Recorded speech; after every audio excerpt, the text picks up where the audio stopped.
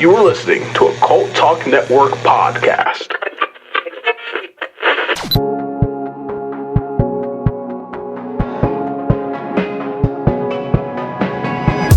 Cult Talks Conspiracy welcomes you to Cross Examinations, the special bonus show where we invite our friends to discuss cryptids, conspiracies, high strangeness, and whatever makes them question everything.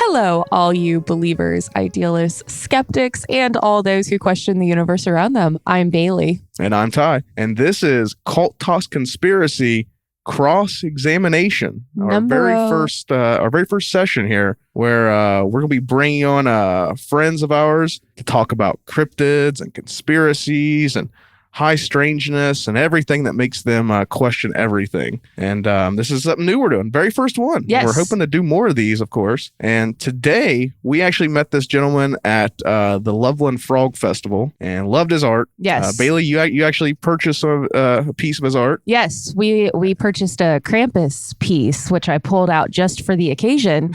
And the paper, just alone, the paper is beautiful. Just the felts of it stuff. And just everything, the artwork. The artwork is absolutely gorgeous. So many details. I could go on about it, but yes, it's absolutely gorgeous. Struck up a conversation. Yeah, had him on. Now we have him on. This is Jeff of StarCruiser Studios. Jeff, thanks for coming on. Hey guys, thanks for having me. It's good to be here. Yeah, we met you at Loveland Frog Fest, and man, just your artwork was just so beautiful. You had a wide range of stuff, and I liked your stuff in particular because just kind of the obscure cryptids, which I always love. I love the American folklore cryptids. Mm-hmm. Yeah, thank you. I've got a collection and it's ever growing. I guess you could say my style is sort of what I call it is like Victorian illustration. I try to make it look a little bit old school, black and white on sort of like a parchment paper. It's like a 3-step dye process that I do to a watercolor paper to give it that texture that you were talking about. And and it's something new that I've tried this year and I'm expanding it with other things. So I'm glad you guys like it. Excellent. I liked, you got them behind you. I know it's an audio podcast, so people can't see, but you have those shadow boxes behind you, which those are beautiful. Those are awesome. Those were fantastic. The little light up shadow boxes. Those caught my eye immediately when we walked up to your booth. Oh, yes. Oh, my gosh. It's amazing. One thing that caught my eye immediately was Edgar Allan Poe. Oh, yeah. Yes. Quote the Raven. He's a classic. You know, I'm a Maryland guy. Are you originally from Maryland? So, Edgar Allan Poe in Baltimore, it's a big deal here. And of course, I think everywhere, especially now that I think they did a movie with the guy who played Batman. Yes, Christian Bale. Oh. Yes, Christian Bale just came out. So, it's in the zeitgeist and I'm all about Edgar Allan Poe. I mean, what a face, right? It's really yeah, it's cool. I made some little stuffed animals. I did an illustration. So yeah, he's definitely part of my collection and a good one. Recently on your Instagram, you posted like a step-by-step of what you do to create those little stuffed creations you have. And those things are awesome. Those, what do you call them? Any certain thing? Or it's tough to put it into a certain thing because they can be ornaments, they can be plushie dolls, sort of whatever you want. They're about 6 or 7 inches in size. I do the artwork, and then I'm very old school with all the art that I do. So everything is done in-house by me. I make silk screens. So I project them myself with all the materials I built myself, the frames, the exposure unit, all that stuff I built. I do it in my basement. I actually silk screen the images onto the fabric. Then I sew them together myself. I stuff them. Like you said, you can see it on the Instagram feed. Yeah, that's it's important for me to do it all myself because I think that's a little bit different than what a lot of people out there are doing these days. Oh, absolutely. Yeah, your stuff definitely had immediately just had its own personality, and that's what I really liked about it. And you can see all this stuff on his Instagram is StarCruiser Studios on Instagram. So by all means, check that out. We're followers of him. We'll make sure we share it on our social media as well. But yeah, a lot of cool stuff posted on there. How long have you been doing this? I mean, well, artwork my whole life, pretty much. But specifically the cryptid stuff, I started, I would say, maybe a year before the pandemic hit. And then, when it hit, I started to get into it a lot more, listening to a lot of podcasts about cryptids, doing a lot of research online. And as an illustrator, I mean, there's so much to draw from. It's like Christmas every day, looking at these things that I can come up with images for. So I've got like a backlog of hundreds of cryptids that I'm putting ideas together for and working on. Oh, wow. And so that's basically where it came from. Yeah. Speaking of cryptids, when I was stalking through your Instagram, preparing as we say, I saw where you met one of the eyewitnesses of Mothman. What was that like? That was wild, right? So it was. I don't know if you guys remember, but there were times during the Frogman Festival that it was like super busy. Yes. And so I've got all these people sort of like juggling, looking at my prints and my stuffed animals and my light boxes, and I'm freaking out because I'm the only one. Yeah. And I see this woman sort of standing in the background looking at my stuff, and she's kind of maybe a little bit shy. And after I got through a couple customers, I said, please step forward, feel free to look at this. And she comes up, and then I had more customers, and she says under her breath, like, that's exactly what it looked like. And, it kind of struck me like, what do you mean exactly what it looked like? And she was like, oh, I'm one of the witnesses. Like, you are? I don't know their names. I don't know the stories and who saw what, but I certainly know the Mothman story. And to hear that, and then another person came up, and we, she's telling us the story that, that she encountered when she was 16 years old. And it was, it was kind of cool. I got goosebumps. Oh my God. We took a picture, and that was that. It was pretty neat. That's amazing. That is so cool. Just a chance encounter. Did you feel kind of sort of validated in the illustration of sure, that's exactly what I saw?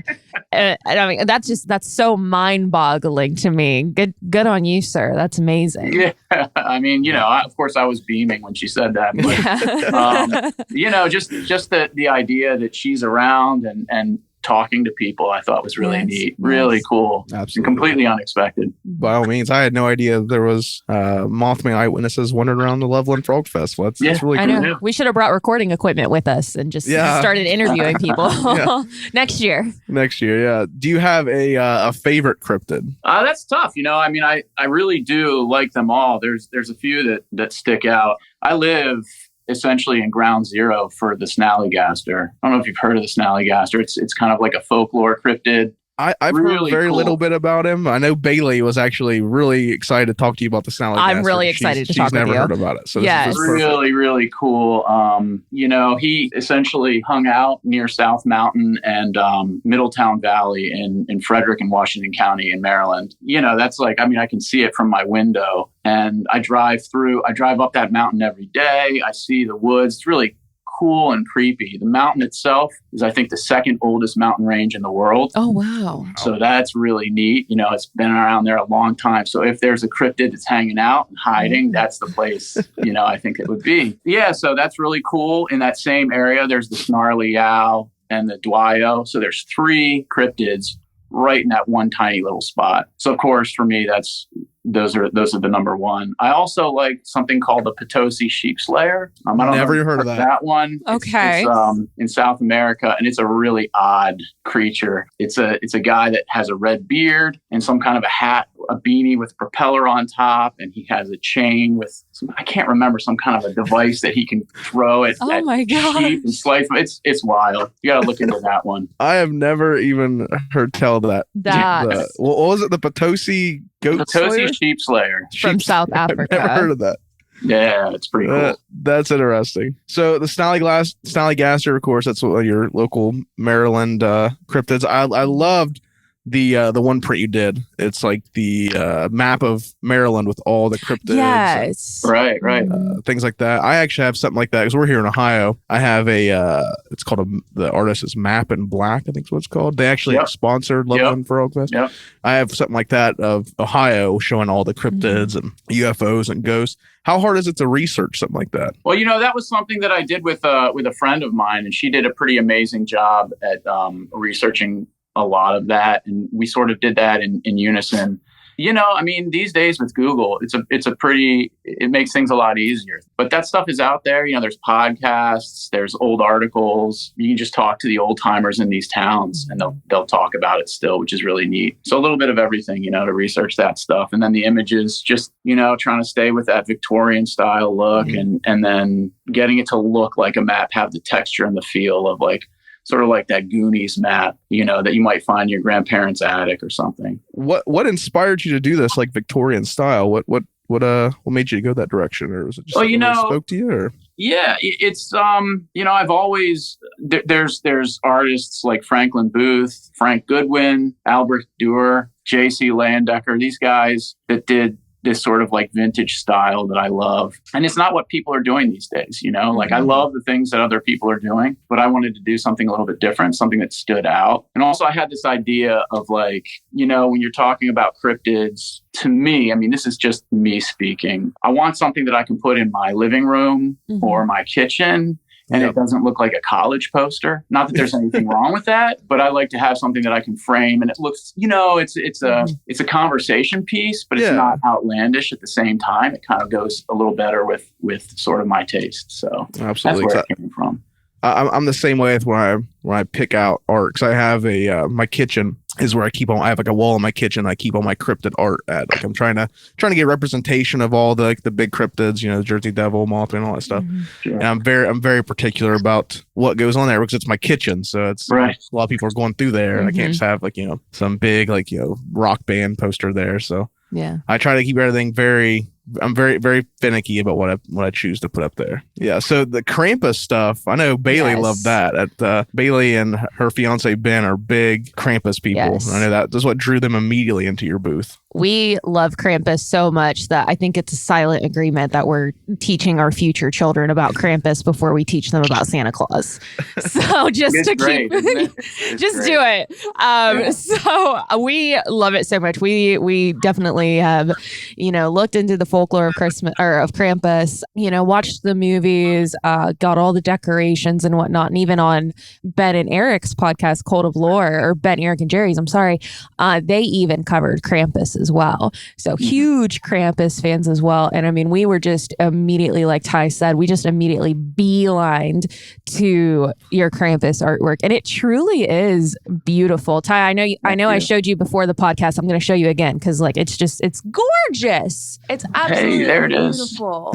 Yes. I love I think probably my favorite part about it, if I had to pick one, would be just the framing, the frame style. Okay, the border art. Yeah, that's another big part of what I do on all my pieces. It's not just the illustration, the artwork, but I really like the idea of putting a lot of effort and detail into the borders. So each piece I do has a different border, a different style. I try to, in some way, have it go with the subject matter. So if I have like a nautical theme, it'll be sort of this nautical border. Where with Krampus, you've got your holly leaves and that kind of stuff. So I'm glad that you enjoy that. Absolutely, it's definitely part of the thing. Yeah. Absolutely, and with the way that you silk screen print, and correct me if I'm wrong here, no two pieces of artwork turn out the same because that's right. With the prints, the dyeing process, each one is going to be completely different. And like I said before, it's a 3-step process. And basically for like a week, there's no flat surface in my house that doesn't have a print drying on it somewhere. So that's a challenge. But and then with the silk screen, again,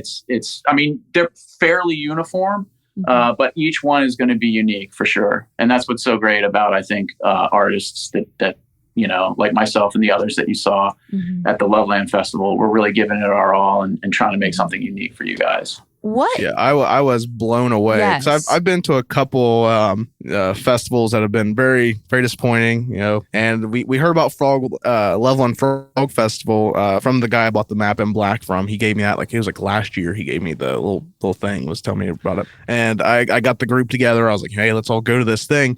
And I was like, man, hopefully this is, because we all had to drive, hour and a half, 2 hours, whatever, to get there. And I was like, man, hopefully this isn't a flop. When we get there, and I was so overwhelmed. I was like, I clearly didn't take out enough money out of my bank. No.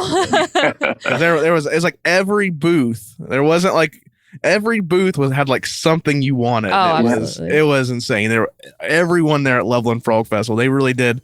They pulled out the cream of the crop. It was insane how many cool artists were there. Now, you came away from Maryland for the Loveland Frog Festival? I did. It was about a 7.5 hour drive. Oh, wow. And that was, I don't know if you guys remember that. It was the day before the festival. It was, I think, pouring rain and tornadoes. And through Western Maryland, I hit a snowstorm. So it was an event to get out there, but it was worth it. I'm glad I did it. Oh, was it all? Did you take a straight shot there, straight shot back, or did you stay in Ohio? Or? Well, I stayed. I got a hotel room Friday night. I got there, I think around 4:30. Got there, set up, went to bed, went to the show, did it, went back to bed, and came back. Yeah. So, have you ever had any cryptid experiences? You ever seen a cryptid yourself, or experienced any high strangeness? I guess for sure, some high strangeness. Yeah.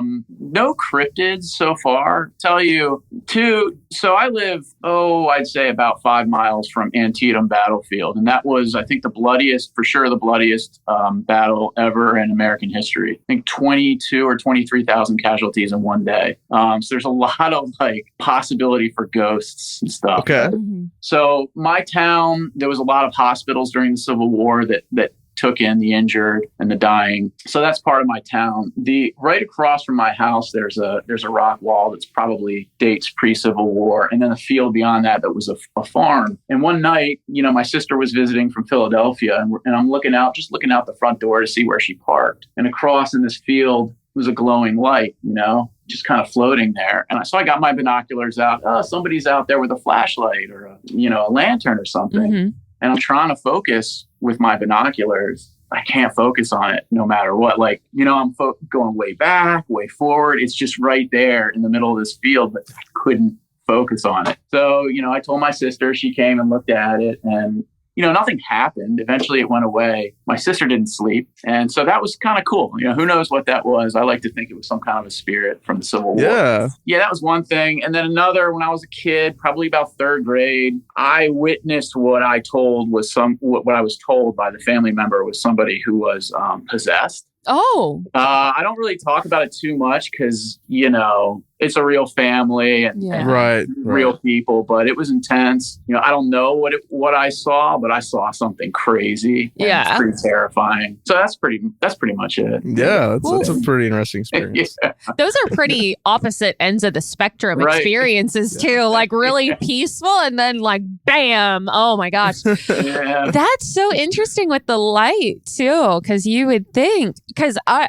would, how far away do you think it was? If I were to guess, I'd say maybe 250, 300 yards. Okay. So not something crazy. No, not crazy. But, I'm looking at it right now and there's nothing there. So I don't know what it could have been. There was no person there. There's no light or light pole there. I have no idea. Nothing that could be reflected or... No. Oh, man. Interesting. I would say it was what is that, ball lightning, except it hovered there for about 15 minutes. Oh my gosh. It's just checking up on things hey. Yeah. That's insane. Are you much into conspiracies at all? Do you have any favorite conspiracies? I think within reason, they're pretty interesting. Yeah, one of my favorites, I don't know if you've heard, have you heard of the Bet Sphere? Bet Sphere? I don't believe so. Oh, that's a good one. Okay, so in Florida, I believe in the 70s, the mid 70s, there was a family that owned some land and they found, there was a little fire, I guess a lightning struck and there was a fire. So they went to check it out, put it out. And nearby they found this steel or metallic ball on the ground, kind of the size of a bowling ball. There was no indentation in the ground, no crushed grass as if it rolled there, or was dropped there. But here it was in the middle of nowhere. this metal ball. So their son took it home, didn't think much of it. And then I guess a few days later, it started to vibrate. And they brought friends over and they would play games and it would roll like on its own from one person to the next, and do all these bizarre things. The government got involved. They tested it. The conspiracy comes in when they sort of separated the family from the ball and then they returned the ball and it was possibly not the same ball. Oh. Yeah. So I recommend you look into that. It's a really weird story. Really Absolutely. Cool. Yeah. I have never heard of that. That's ETZ. Yeah. That's very interesting. Yeah. So one thing I wanted to ask you about too is StarCruiser Studios. What is that? Where'd you get that name from? It's a cool name, StarCruiser Studios. Thanks. When I had my first child, my daughter, I started to do nursery illustrations for her room. And I wanted to, this is 9 years ago. I wanted to sell them on Etsy and I needed a name. Mm-hmm. I kind of wanted something that worked with everything. I'm really into fantasy. I'm into sci-fi. I'm into cryptids, folklore, all this stuff. So I tried to find something that worked with all of that. And it wasn't taken and it seemed to work. Awesome. It's a cool name. I like it a lot. StarCruiser Studios. Yeah, it's really cool. Yeah, you actually reminded me of something I wanted to talk with you about. Your legendary encounters. Is that like a series that you are doing, or tell us a little bit more about that one? It is a series. So those are my fully detailed cryptid illustrations, and I'm doing a series, hopefully for a book. As an illustrator, I'm not just drawing the creature, like the Mothman. I want to encompass the story. So when you look at the picture, you're getting a whole story behind it. Okay, there's people in a car. He's sort of following them, chasing them. In the background, you see the TNT area with the dome, the above ground domes and all these things. So it almost tells the story. And to me, the most important thing about the cryptids is the encounters, because it's always the encounter with the witness and the creature. That's what I'm trying with these legendary encounters. It's just, showing the picture of, like with the Loveland Frogman, the first was 1955. A gentleman by the name of Honeycutt, he saw these three creatures. So I've got a picture of him seeing them in this field. There's three of them in a triangular formation. It forms this story, the location, the time of day, the people involved, to sort of like bring that story to life. I love that. I also really enjoyed your sort of lineup of all the different Loveland frogs, all the descriptions. That was quite impressive. I really enjoyed that.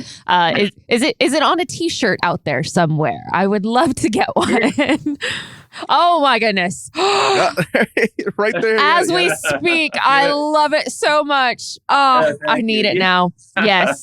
Beautiful. I thought it was kind of cool to show people the evolution of the Frogman through the different encounters, 55, 1972, and 2016. And it's really neat to see sort of what's going on in culture and how that affects what the witness saw. And I think there's a direct correlation between the two. But it's neat, I think, to show people that there were indeed three different witness descriptions of the Loveland Frogman.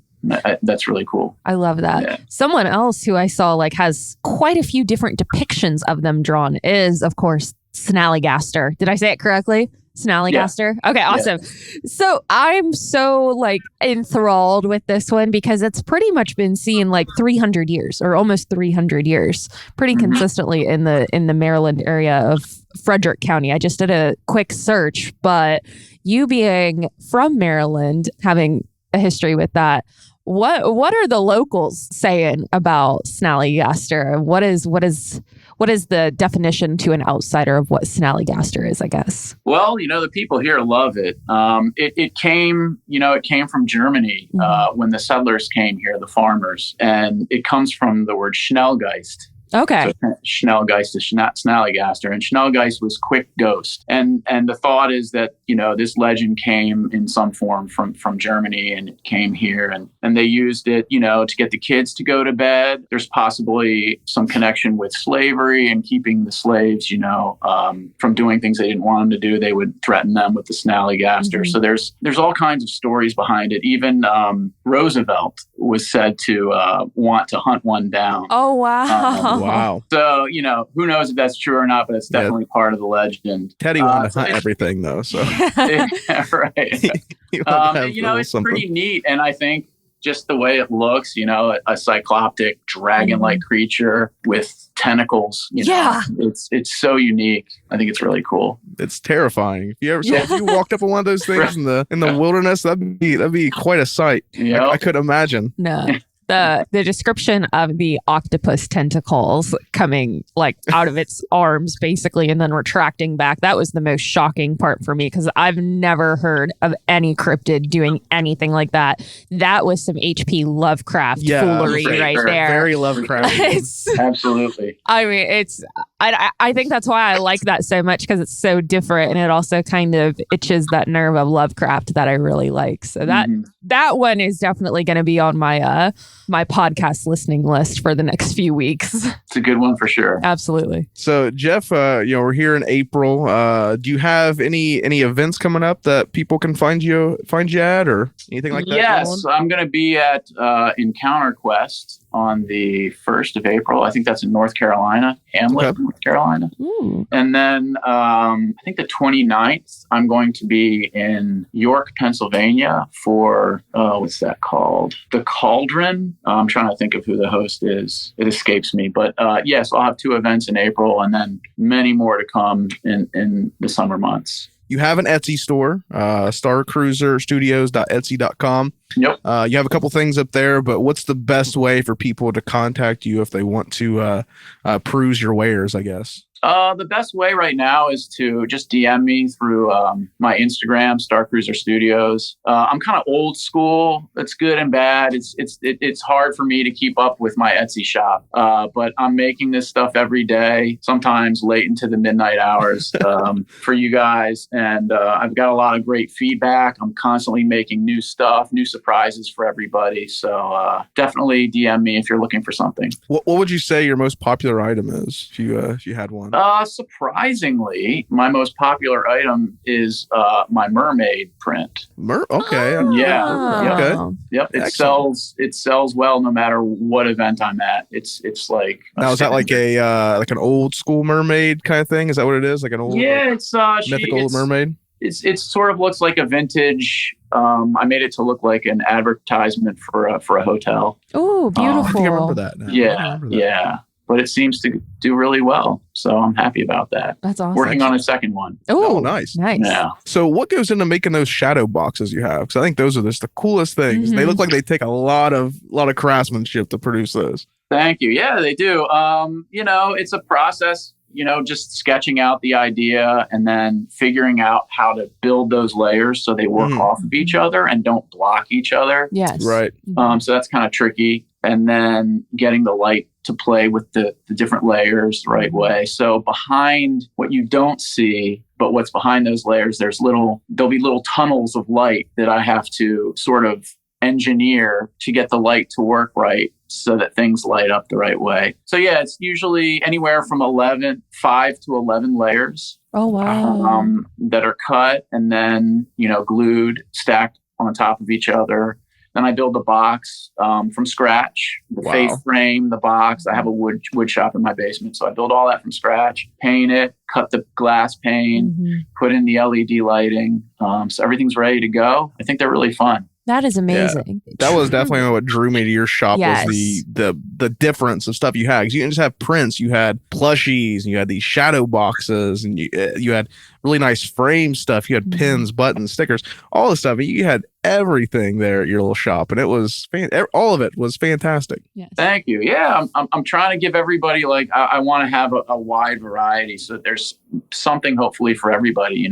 If you don't want a light box, you might want to pick up a pen. If not that, then a print, because the more you have, the more you'll be able to catch somebody who's interested in that one thing. Yeah, absolutely. So, and as I go forward the next year or so, I'm going to expand that even more. I mean, hopefully at some point I want to be able to be at the point where I have 2 spaces at these events. I can't wait. I've got plans for sculptures and for some other sort of top secret stuff. Oh, okay. That's exciting. Stay tuned. That we is like so top exciting. secret stuff here on Cult Talk Conspiracy. So Absolutely. Yeah.